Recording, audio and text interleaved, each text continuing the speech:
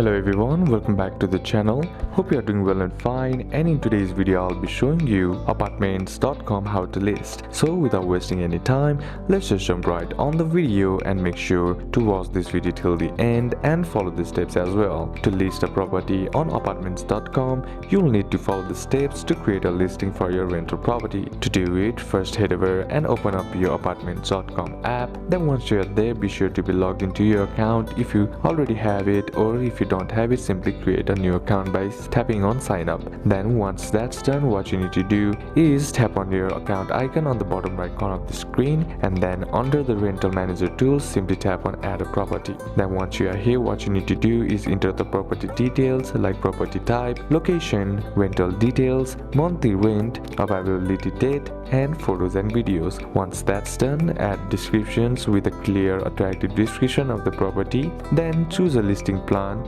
Apartments.com offers free listing for individual properties. Then lastly, review and publish. So these are a couple of steps that you can apply, and that's it for today's video guys. Hope this video was useful to you. Leave a like if it did, comment down any questions that you have, and see you soon on the next one.